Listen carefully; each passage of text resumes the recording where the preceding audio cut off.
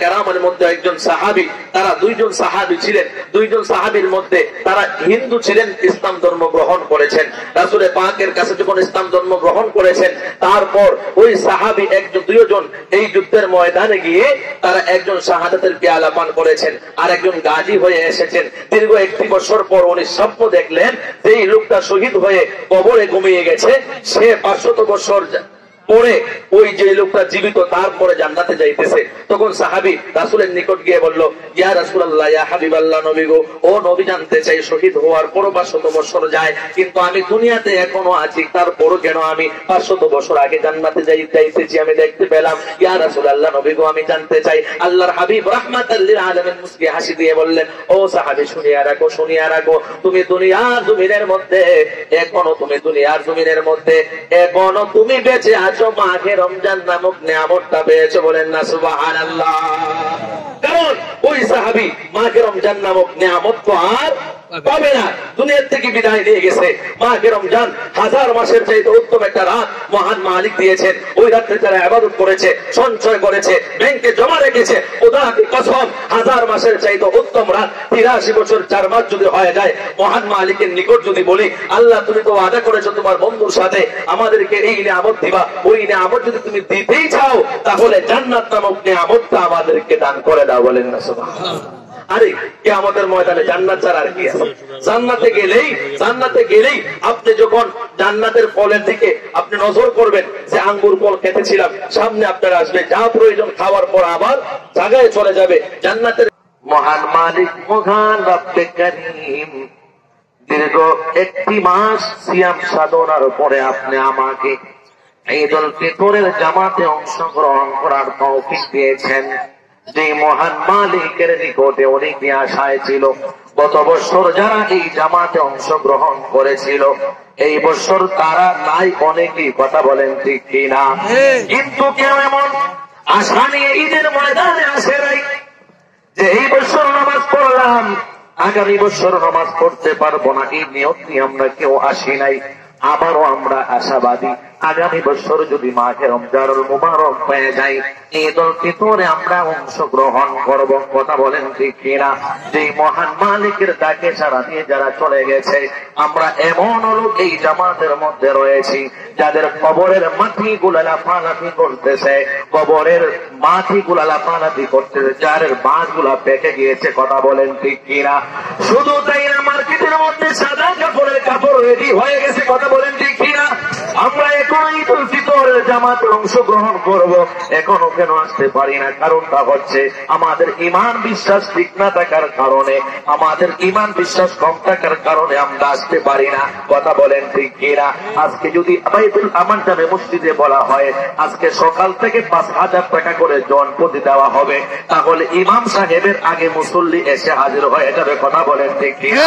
কিন্তু দেখা যায় আজকে মহান মালিক আরশে আজিমে ফেরেশতারা বলে, আমি আল্লাহ তাআলা পুরস্কারের ঘোষণা দিলাম। কথা বলেন ঠিক কিনা? ফেরেশতারা বলে, মালিক আজকে কিসের দিন? আল্লাহ তাআলা বলেন, আসমানে আজকে পুরস্কারের দিন, জমিনেও পুরস্কারের দিন। আমি আল্লাহ নিজ হাতে পুরস্কার দিব। কি পুরস্কার দিবেন আল্লাহ? আল্লাহ তাআলা বলেন, বান্দা যা চায় তার চাইতে উত্তম তার পুরস্কার আমি আল্লাহ তাদেরকে দেব। বলেন না সুবহানাল্লাহ। এই জন্য আল্লাহ দান করবে, রাস্তায় রাজি না, দেখা যায় না, বিশ্বাস নাই। কিন্তু দুনিয়ার মানুষ যদি বলে এই আমান গাজী মসজিদে আজ থেকে 5000 টাকা সকাল 8টার সময় বিতরণ করা হবে, তাহলে দেখবেন সকলে এসে হাজির হয়ে যাবে। সময়ের আগে লাইনে দাঁড়াইয়া থাকবে, আপনি আমার সামিয়ানার ব্যবস্থা করা লাগবে না, রোদের মধ্যে আমরা দাঁড়াইয়া থাকতে পারবো। কিন্তু অনেকেই মসজিদ কমিটি এবং ঈদ কমিটির লোকেরা চিন্তা করেছে আপনাদের শান্তির জন্য, ভালোর জন্য এই সামিয়ানার ব্যবস্থা করেছে। কথা বলেন ঠিক কিনা? একটি মাত্র কারণ, আরামে বসে বসে যেন আমরা ওই পুরস্কার দিবসে মহান মালিকের দরবার থেকে পুরস্কারটা গ্রহণ করতে পারি। মহান মালিক কি পুরস্কার দিবেন? মহান মালিক বলেন, যা চাইবো বান্দা তার চাইতে উত্তম প্রতিদান আমি আল্লাহ তাদের আপনাদেরকে দেব। কেন দিব জানো নি? কেন দিব জানো নি? ওই 30টা দিন আমি আল্লাহ খাই না, আমি আল্লাহ ঘুমাই না, আমি আল্লাহ পড়ি না, কিন্তু বান্দাদের অভ্যাস হচ্ছে তারা খায়, তারা পড়ে, তারা ঘুমায়, তাদের বিবি আছে, সন্তান আছে, সবকিছু আছে। কিন্তু যখন আমি আল্লাহ তাআলা ওই ইফতার করার জন্য অনুমতি দিলাম, ইফতার করা শুরু করে দিল, সেই মাত্র সুবহে সাদিক পার হয়ে গেল, আমি আল্লাহর পক্ষ থেকে যখন হুকুম এসে গেল যে আর খাওয়া যাবে না, আর খাইতে পারবে না, আমি আল্লাহর পক্ষ থেকে হুকুম দিয়ে দিলাম, সাথে সাথে বান্দাগুলা কানা বন্ধ করে দিয়েছে। আমি আল্লাহ কিন্তু খাই না, আমি আল্লাহ কিন্তু পড়ি না।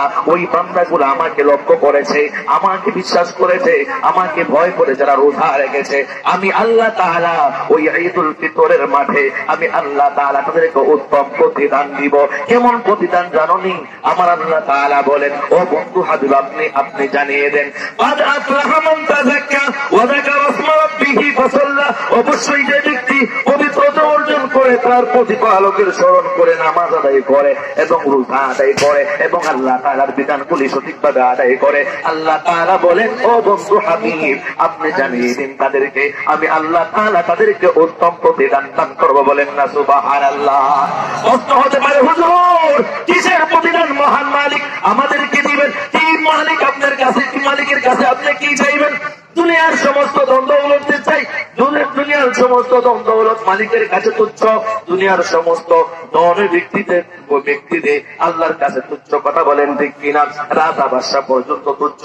রাজা বাদশাহ যদি আপনি আমাকে মন জুগাইতে পারে, সেই মালিক মালিকেরও মালিক, সেই মালিক তামাম জাহানের সস্তা, আমরা হলাম সৃষ্টি, আমরা সাদিকিরা সমস্ত কিছু মহান মালিক বানিয়েছেন আল্লাহ তাআলা। বলেন, ও বন্ধু হাবিব, আপনার উম্মতদেরকে বলে দিন, আমি এমন একটা পুরস্কার তাদেরকে আমি আল্লাহ দান করে দিব, যে পুরস্কারটা হচ্ছে দুনিয়ার সমস্ত উম্মতের জন্য উত্তম পুরস্কার। ওই পুরস্কারটা হচ্ছে জান্নাতুল ফেরদাউস। বলেন না সুবহানাল্লাহ। তাহলে জান্নাতুল ফেরদাউস আমরা আশারায়ে মুবাশশারাতুল সাহাবী জান্নাতের সার্টিফিকেট পেয়েছেন।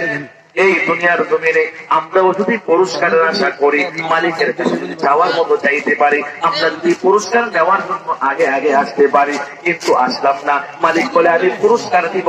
ওই বকরির ওই বিপন গুলা এখন ওই ময়দানে আসে না, পুরস্কার নিতে আসি না। কারণটা কি? আমার ওই অবদান বিশ্বাস করতে পারে না। এই জন্য মহান মালিক বলেন, যদি যারা বিশ্বাস করে তারাই তো সর্বপ্রথম এসে হাজির হয়ে যায়। কথা বলেন ঠিক কিনা? এই জন্য আমরা যারা উপস্থিত হয়েছি, নিশ্চয়ই আমরা পুরস্কার নেওয়ার জন্য। কথা বলেন ঠিক কিনা? ওই মালিক আজকে আপনি আমাকে পুরস্কার দিবেন, বড় পুরস্কার হচ্ছে আপনি আমার মুদ্দাগণের নাজাত। কথা বলেন ঠিক কিনা? তারা মিঠি চোখে তাকাই আছে, মাঘ রমজানটা শেষ হয়ে গেল, মাঘে শাওয়াল মাসটা চলে আসলো, আবারও জাহান্নামের তাপ তাদের এই গর্তের ভিতরে চলে আসবে, কবরের ভিতরে চলে আসবে, আবারও তাদের কবরের মধ্যে আযাব শুরু হয়ে যাবে, জাহান্নামের আযাবটা শুরু হয়ে যাবে। ওই মিঠি চোখে তাকাইয়া বলে, সন্তান আমার জন্য ক্ষমা চাও, ও সন্তান আমার জন্য ক্ষমা চাও, আমি ধন দৌলত রেখে আসলাম, আমি সম্পদ রেখে আসলাম, কিন্তু তুমি ঈদের ময়দানে যাও, ঈদের ময়দানে মহান মালিক পুরস্কার দিব 1 বছর সিয়াম সাধনার বিনিময়। কথা বলেন ঠিক কিনা? এই জন্য 1 মাস ইবাদত করলাম মহান মালিকের, আজকে আমরা মহান মালিকের কাছে যাবো, চাওয়া চাইতে দেরি হবে। মহান মালিক, আপনি আমার মুদ্দাগণের কবরের আযাব বন্ধ করতে দেরি করবেন না। কথা বলেন ঠিক কিনা? এই জন্য আজকে আমরা উপস্থিত হয়েছি, আজকে আমরা মহান মালিকের দরবারে চাওয়ার মতো চাইতে হবে। কথা বলেন ঠিক কিনা? এই জন্য আমরা তো এখনো দুনিয়ার লোভে পড়ে আছি, দুনিয়ার ভালোবাসায় পড়ে আছি, সন্তানের ভালোবাসায় পড়ে আছি, বিবির ভালোবাসায় পড়ে আছি, এখনো সন্তানকে সাজাইয়া নিয়ে আসবো মাসুম সন্তানকে, ওই মায়ায় পড়ে আছি। যে পুরস্কার মহান মালিক বলছেন দিবেন, ওই দিকে খেয়াল না করে, ওই দিকে লক্ষ্য না রেখে এখনো চিন্তা করে সন্তানকে সাজাইয়া নিয়ে আসবে। এই যে মহান মালিক কুরআনে কারিমে বলেছেন, ইয়াউমা ইয়াফিরুল মারউ মিন আখি ওয়া উম্মিহি ওয়া আবি, ওই সন্তানের জন্য তুমি পুরস্কার দিবস তুমি দেরি করে আসতেছো। ও দুনিয়ার মানুষ, শুনিয়া রাখো, ওই সন্তানটা তোমার কবরে আপন হবে না, ওই সন্তানটা কিয়ামতের ময়দানে আপন হবে না, তোমার আপন হবে যিনি তিনার স্মরণে তুমি চলে আসো। কথা বলেন ঠিক কিনা? এখন আমাদের আপন যিনি হবে তাদের আশা আমরা করি না, কিন্তু দেখা যায় আমরা সন্তান সন্ততির পরিবারের মায়ায় এখন পর্যন্ত 1 মাস সিয়াম সাধনা করছে, এত বহিল এখন পর্যন্ত রাস্তায় ঘোরায় যে এই জায়গাটা অন্যদিন ছিল একটা জায়গা, হয়তো আজকে জান্নাতের বাগান। কথা বলেন ঠিক কিনা? রাসূল বলছেন যেই জায়গায় আমি রবিউল দুরূদ পড়া হবে, আমি আমার আল্লাহ তাআলার জিকির করা হবে, ওই জায়গাটাকে ওই স্থানটাকে আমার আল্লাহ তাআলা জান্নাতের বাগান বানিয়ে দেন। বলেন না সুবহানাল্লাহ। তাহলে আজকে আমরা উপস্থিত হয়েছি, মহান মালিক আপনি আমাকে পুরস্কার দিবেন। কথা বলেন ঠিক কিনা? পুরস্কার মহান মালিক আপনি আমাকে দিবেন। পুরস্কারের বিশ্বাস যদি আপনি আমার ভিতরে না আসে, তাহলে আমরা কিভাবে এই দুনিয়ার জিন্দেগি বন্দেগীর মধ্যে সামনের বছর যদি আমরা মাহে রমজানটা না পাই আর ওই পুরস্কার থেকে যদি আমরা বঞ্চিত হই, তাহলে এই জগতে এসেও আমাদের কোনো লাভ হলো না। কারণ সাহাবায়ে কেরামের মধ্যে একজন সাহাবী, তারা 2 জন সাহাবী ছিলেন। 2 জন সাহাবীর মধ্যে তারা হিন্দু ছিলেন, ইসলাম ধর্ম গ্রহণ করেছেন।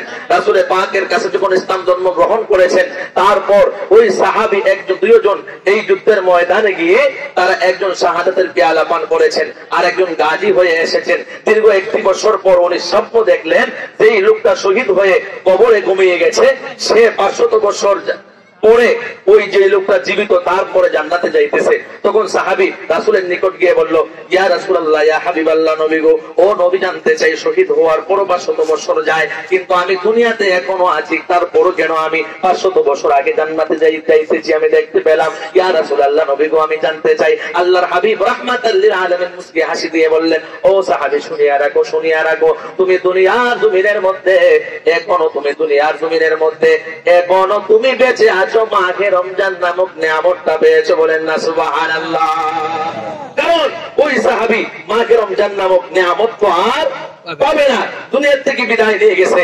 মাহে রমজান 1000 মাসের চাইতে উত্তম একটা রাত মহান মালিক দিয়েছেন। ওই রাতে যারা ইবাদত করেছে, সঞ্চয় করেছে, ব্যাংকে জমা রেখেছে, খোদা কি কসম 1000 মাসের চাইতে উত্তম রাত 83 বছর 4 মাস যদি হয়ে যায়, মহান মালিকের নিকট যদি বলি, আল্লাহ তুমি তো ওয়াদা করেছো তোমার বন্ধুর সাথে আমাদেরকে এই নিয়ামত দিবা, ওই নিয়ামত যদি তুমি দিতেই চাও তাহলে জান্নাত নামক নিয়ামতটা আমাদেরকে দান করে দাও। বলেন না সুবহানাল্লাহ।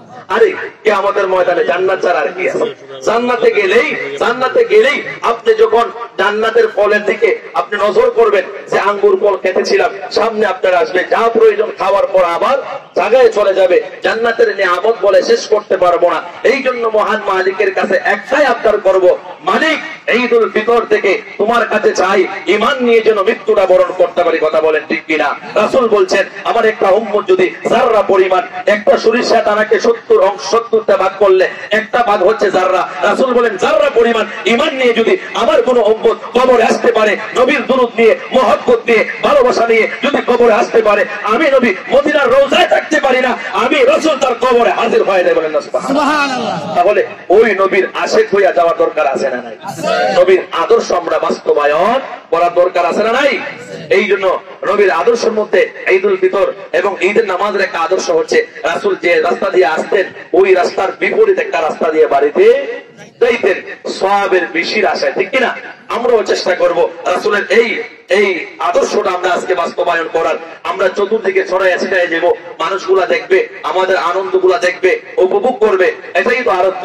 মালিক বলবে ওই বান্দাগুলা যে রাস্তা দিয়ে এসেছিল ওই রাস্তা সাক্ষী দিবে, যে রাস্তা দিয়ে আবার বাড়িতে যাইতেছে ওই রাস্তা সাক্ষী দিবে। শুধু তাই না, হাদিস শরীফের মধ্যে আসছে রাসূল কারীম সাল্লাল্লাহু আলাইহি ওয়াসাল্লাম বলেছেন, ঈদুল ফিতরের দিন ওই রাস্তার মোড়ে মোড়ে আপনার বাড়ি থেকে মারহাবা স্বাগতম জানাইয়া ঈদুল ফিতরের মাঠে আপনাকে আগমন করায়, উপস্থিত করায়। শুধু উপস্থিত করায় না, ইয়া রাসূলুল্লাহ, নবী গো, কি করে ফেরেশতারা তাদের জন্য মাগফিরাত কামনা করে। বলেন না সুবহানাল্লাহ।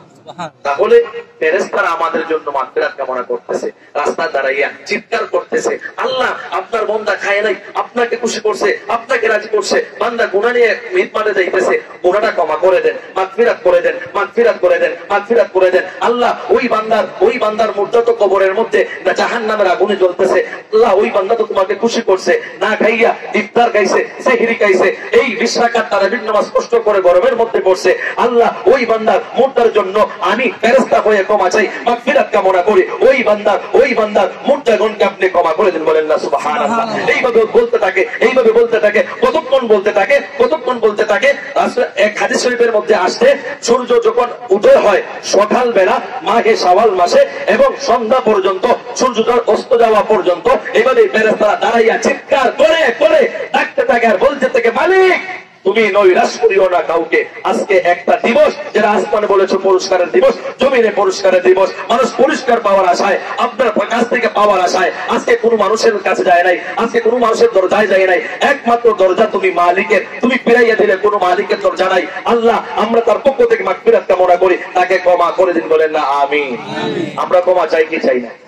আমাদের মুর্দাগণ, আমাদের মা, আমাদের বাবা যারা চলে গেছে তাদেরকে আমরা দেখি না, কিন্তু ফেরেশতারা দেখে, তারাও আমাদেরকে দেখে। আমরা অন্ধ চক্ষু হিসেবে আমরা দেখি না। যারা তাসাউফের ক্লাস করে, তাদের কলবটা খুলে গেছে, তাদের অন্তরে চক্ষুটা খুলে গেছে, তারা তাকাইলেই দেখে, মুরাকাবা করলেই দেখে, মুশাহেদা করলেই দেখে। কিন্তু আপনি আমি অন্ধ, এই জন্য দেখতে পারি না। যারা দেখে তারা ঠিকই জিয়ারত করে। এই জন্য আজকে থেকে আমরা একটা শিক্ষা নেই, যখনই আমরা কবর দেখবো আসসালামু আলাইকুম ইয়া আহলাল কুবুর বলবো, কমপক্ষে একবার সূরা ফাতিহা পড়ে এবং তিনবার সূরা ইখলাস পড়ে, একবার কমপক্ষে সাল্লাল্লাহু আলাইহি ওয়াসাল্লাম পড়ে দুরূদটা আপনি ইসালে সওয়াব করে দেন। আপনি যেদিন কবরে চলে যাবেন, ওই বান্দা যদি জান্নাতি হয়ে যায়, ওই বান্দা যদি জাহান্নামের আগুন থেকে ক্ষমা পেয়ে যায়, নাজাত পেয়ে যায়, ওই বান্দা একদিন বলবে, আল্লাহ দুনিয়ার জমিনে ওই বান্দা, ওই সন্তান, ওই মানুষটা আমার কবরবাসীদের দায়িত্ব ছিল, আমার কোনো আত্মীয় নয়, আমার কোনো স্বজন নয়, আমার কোনো পাড়া প্রতিবেশী নয়, অপরিচিত, কিন্তু সে সবরে সাহায্য করেছিল, এই সাহায্য সব করেছিল, দুরূদের খাতিরে আমি ক্ষমা পেয়েছিলাম। যতক্ষণ পর্যন্ত ওই বান্দাটাকে আমি জান্নাতে না নিয়ে যাইব, ততক্ষণ পর্যন্ত আমি জান্নাতে যেতে চাই না, বলেন না সুবহানাল্লাহ। যদি গেম খেলান কবরের পাশে, ওইলি আল্লাহ দিলে আসে না, ও আসেনি, রোজাও রাখে না, গেমও খেলায়, আসেনি। আমি অনুরোধ করবো, বলবো, আমি দেখি রাস্তাঘাটে হাঁটি যখন সবসময়, 1 বছর হয়ে গেছে আমি দেখছি, আমি যুবক ভাইদের পায়ে হাত দিয়ে বলবো, কবরস্থানের কাছে লুডু খেলা খেলবে এবং প্রেমিকার সাথে কথা কোয়া চিন্তা করেন। প্রেমিকের সাথে কথা কইতে কইতে গাছের পাগল নাই, পাতা নাই, চুলাই দিছে, আর এত টেনশন হলো অন্যটা, ঠিক না? এই জন্য কবরের পাশে কেন, তুমি কি জায়গার পাও না? কবরের পাশে, কবরের সাইডে তারা দেয়। এই জন্য আমরা কবরবাসীদেরকে আমরা কি করতে হবে? সম্মান করতে হবে। কবরবাসীদের স্মরণে আমরা এই সালে সওয়াব করতে হবে। কথা বলেন ঠিক কিনা? আজকে আমরা সকলেই সকাল থেকে জিয়ারতের জন্য আসলে সময় দীর্ঘায়িত হয়ে গেছে, এই জন্যই আবার, কারণ কেউ তো কষ্ট দেওয়া যায় না। অনেকে হুজুর একটু সময় আরে হুজুরকে আসতে হবে, এখানে একটা সময় নির্ধারিত বেঁধে দেওয়া হয়েছে কমিটির পক্ষ থেকে, এটা বুঝতে রাজি না, আবার কষ্ট হইলে অভিযোগ। কারণ আমরা তো 100 গড় 200 গড়ের খাদেম, গোলামি করা লাগে, ঠিক কিনা? এই জন্য অনেকে কষ্ট পেয়েছেন, কষ্ট নেবেন না। ইনশাল্লাহ ধারাবাহিক ভাবেই আমাদের কমিটিদের মাধ্যমেই আমাদের বাস্তবায়ন করা হবে। মেহেরবানি করে যারা এখনো রাস্তাঘাটে আছেন, আমি দীর্ঘায়িত আর করবো না, কারণ যারা কষ্ট পেয়েছেন, রোজা রেখে এসেছেন মুরব্বী বাবারা, তারপরও শান্তি রেখে ব্যবস্থা করছে, সামিয়ানা দিচ্ছে, ঠিক কিনা? যারা এই মেহনতটা করছে আপনাদের সুখের জন্য, আপনারাও তো সহযোগিতা করা দরকার আছে না ভাই? এরাও তো মেহনত করছে, এই রোজা রাখে বাঁধছে টানছে, আমি দেখছি, এবং কি এইগুলা সুন্দরের ব্যবস্থা করছে রোজা রেখে। তারাও তো তাদের দেহের মেহনত দিয়া তারা কি করছে? হক আদায় করছে। আপনি দেহের মেহনত দেন নাই, কারণ আপনি কর্মরত অবস্থায় ছিলেন, আপনি চাকরিরত অবস্থায় ছিলেন, তখন আপনি রুজি করছেন। ওই লোকগুলা রুজি করে নাই, ওই লোকগুলা মেহনত দিয়েছে। এইখানে কে আছেন একটু হাত উঠান, এখন না সবাই হাত উঠান তো, যে আমরা রাজি নেই, যারা আমরা টাকা দিয়ে এখনো শরীক হতে পারে নাই, আমরা দেওয়ার দরকার আছে না নাই? হাত তো উঠান না, বাকি দেখে বাকি দরকার আছে না নাই? শান্তি হয়েছে না, আরাম হয়েছে না? না হুজুরের ওয়াজ তুই মোটামুটি ফালানে চলে গেলে, ঠিক না? এই জন্য আমি অনুরোধ করে বলবো, যেহেতু আমরা সবাই হাত উঠাইছি, ঠিক না? এই দেখেন কত সুন্দর ব্যবস্থা কার্পেটের, মসজিদের হয়েছে। ভবিষ্যতে ইনশাল্লাহ পাকটাও হবে, বাউন্ডারিও হবে, যেহেতু ইদমার কমিটি এবং মসজিদ কমিটি তারা একত্রিত ভাবে কাজ করতেছে। আল্লাহ পাক যেন তাদের নেক হায়াত বাড়িয়ে দেয়, আমরা সকলে বলি আমিন। আচ্ছা, যারা মেহনত করেছেন তাদের মেহনতের জন্য কবুল করে, যুবক ভাইদের মেহনতের জন্য কবুল করে, আমরা সকলে বলি আমিন। আচ্ছা, অল্প সময়, বেশি নবয় নেব না, যেহেতু পুরস্কার দিবস, এখনো কিন্তু সূর্য অস্ত যায় নাই। আমরা চাপায় বসে অনেকে দাঁড়িয়ে আছে, আমরা একটু আগাইয়া কাতারটা সোজা করি, কাতার বদ্ধ হই। আল্লাহু আকবার, আল্লাহু আকবার, লা ইলাহা ইল্লাল্লাহ, আল্লাহু আকবার, আল্লাহু আকবার, লিল্লাহিল হামদ, আল্লাহু আকবার, আল্লাহু আকবার, লা ইলাহা ইল্লাল্লাহ, আল্লাহু আকবার, আল্লাহু আকবার, লিল্লাহিল হামদ। আমরা দীর্ঘায়িত করব না, ইনশাআল্লাহ কাতার বদ্ধ হন, আপনারা সকলে কাতার বদ্ধ হন। ইনশাআল্লাহ আমরা যারা রোজা রেখেছি, উপস্থিত হয়েছি, যারা যে সকল বাবা ভাইরা এখনো আসেন না, তারা মনে আসার আর নিয়ত নাই। আমরা সামনে আসি বাবা, আমরা সামনে আসি, আমরা সকলে সামনে আসি, মেহেরবানি করে আমরা সামনে আসি। তাকবীরে তাসবিহ দিয়ে আল্লাহু আকবার, আল্লাহু আকবার, লা ইলাহা ইল্লাল্লাহ, আল্লাহু আকবার, আল্লাহু আকবার, লিল্লাহিল হামদ, আল্লাহু আকবার, আল্লাহু আকবার, লা ইলাহা ইল্লাল্লাহ, আল্লাহু আকবার, আল্লাহু আকবার, লিল্লাহিল হামদ। ইনশাআল্লাহ বসে, ইনশাআল্লাহ ইনশাআল্লাহ ইনশাআল্লাহ। এই ফেরেশতারা তাকবীরে তাসবিহ আমাদের সাথে হয়ে যায়, বলেন না সুবহানাল্লাহ। আমরা তাকবীরে তাসবিহ দিছি, ফেরেশতারা আমাদের সঙ্গে কি করে তাকবীরে তাসবিহ দিতেছে, আমরা সব পাইতেছি। কথা বলেন ঠিক কিনা? এই জন্য বাবা ভাইরা যারা এখনো এই মাঠের বাহিরে আছেন, রাস্তাঘাটে ঘোরাফেরা করতেছেন, আপনাদের জন্য আমরা দীর্ঘায়িত করবো না। কারণ হচ্ছে সকলেই মেহনত করে এখানে এসেছেন পুরস্কার নেওয়ার জন্য। আপনার পুরস্কারের প্রয়োজন নাই, আপনি দোকানে বসে চা খান, আপনার আসার আরো প্রয়োজন আমরা মনে করি না। ইনশাল্লাহ আপনি শত মানুষকে কষ্ট দিবেন, আপনার কষ্ট দিয়ে আপনি পুরস্কারের জন্য আসবেন। 9টার পরে আপনাকে আল্লাহ পুরস্কার দিব। মানুষের অন্তরে কষ্ট দিলে আল্লাহ বলেন আমার ইবাদত করলেও আমি খুশি না। মানুষের মনে কষ্ট দিয়ে আপনি দোকানে চা খাইবেন, আপনার কি চা খাওয়ার মুখ নাই? আছে। এই জন্য আমি অনুরোধ করে বলবো, যারা এখনো আছেন রাস্তাঘাটে সেমাই যাই মিষ্টান্ন খাইতেছেন, খাইতে পারবেন সারাদিন ইনশাআল্লাহ, মেহেরবানি করে তাড়াতাড়ি আপনার ঈদগাহে ময়দানে চলে আসুন ইনশাআল্লাহ। কে আছেন? আমরা অল্প সময় আমরা নিব। আমি বাকি নগদ বলি নাই, নগদ আমরা কিছু নিব, কমিটিরা যেভাবে বলে সেভাবেই নিবে। আমরা এই দেখেন সুন্দর আমরা কার্পেটের নামাজ পড়ার জন্য ব্যবস্থা করছি। আগামী 2 মাস 10 দিন পরে, কয় মাস পর? 2 মাস 10 দিন পরে আমাদের সামনে কিন্তু আবার